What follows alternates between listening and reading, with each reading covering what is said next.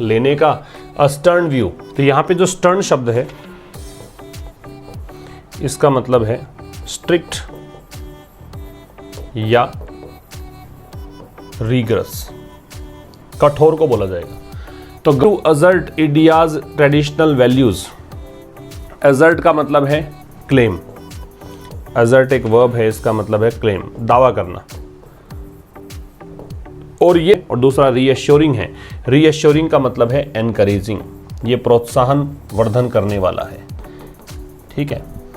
With in the country, with in का मतलब होता है दी गई सीमा के भीतर भीतर, प्रेपोजिशन है ये, चाहे आप टाइम बताएं तो उस टाइम के भीतर भीतर, अगर कोई स्थान है तो उसके अंदर अंदर, ठीक है। तो देश, अब काम की बात देखिए, इटसेल्फ है वो रिफ्लेक्सिव प्रोनाउन है। जब किसी वर्ब के बाद में, किसी वर्ब के बाद में जब सेल्फ लगता है या सेल्फ लगता है उसे हम क्या नाम देते हैं, रिफ्लेक्सिव प्रोनाउन। तो ये इटसेल्फ जो है वो रिफ्लेक्सिव प्रोनाउन है, ठीक है, एक बात। दूसरा, भारतीय जनता पार्टी से पहले द है, तो कोई भी राजनीतिक पार्टी होगी उससे पहले हम द का प्रयोग करेंगे, ये दूसरी बात। तीसरी बात, बोथ के साथ में हम एंड लगाते हैं। बोथ के फंक्शंस मैंने कल के सेशन में भी डिस्कस किया था। बोथ एक कंजंक्शन है अगर इसके साथ में एंड लगा हुआ है, बोथ एक डिटर्मिनर है अगर इसके बाद में नाउन दे रखा है, और बोथ एक प्रोनाउन है अगर इसके बाद में ना ही तो एंड दे रखा है और ना ही नाउन दे रखा है। अगर ये दोनों ही नहीं तो ये प्रोनाउन है। तीन फंक्शन होते हैं बोथ के। वेलकम है वो एडजेक्टिव है, एंड जो है वो पैरेललिज्म के कॉन्सेप्ट को फॉलो करता है, दोनों तरफ सेम चीजों को लेता है। तो अगर ये एडजेक्टिव है तो फिर रीअश्योरिंग भी एडजेक्टिव है,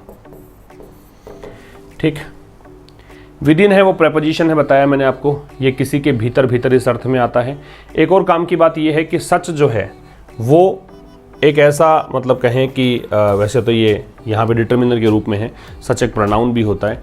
इसके बाद जो भी आप शब्द लगाते हैं, नाउन लगाते हैं, अगर वो काउंटेबल है तो स्पीचेज प्लूरल आना चाहिए, तो यहाँ पे स्पीचेज होना चाहिए था, या फिर इससे पहले ए लगना चाहिए था। ये दो चीज़ें ध्यान रखेंगे। सच के बाद में जब काउंटेबल नाउन आएगी तो या तो प्लूरल आएगी, या अगर सिंगुलर आएगी तो उससे पहले ए या एन आएगा। ये कुछ चीज़ें हैं इस first slide. If it were not for two factors, if it were not ये एक फ्रेज है, इसका मतलब होता है in the absent of, in the absence of,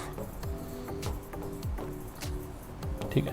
दो फैक्टर्स की अनुपस्थिति में, दो कारकों की अनुपस्थिति में। फिर समझना, स्पोक्स पर्सन नाउन है, फोर प्रेपोजिशन है, प्रेपोजिशन अपना ऑब्जेक्ट लेता है तो ये ऑब्जेक्ट है, ऑब्जेक्ट नाउन या प्रोनाउन है, प्रोनाउन ये है नहीं तो ये नाउन हो गया।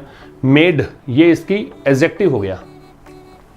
ये कौन से कमेंट्स हैं, वही कमेंट्स जो दिए गए, तो ये एडजेक्टिव है। पोस्ट पोज्ड एडजेक्टिव है, जब एडजेक्टिव का प्रयोग नाउन के बाद हो तो उसे पोस्ट पोज्ड एडजेक्टिव कहते हैं।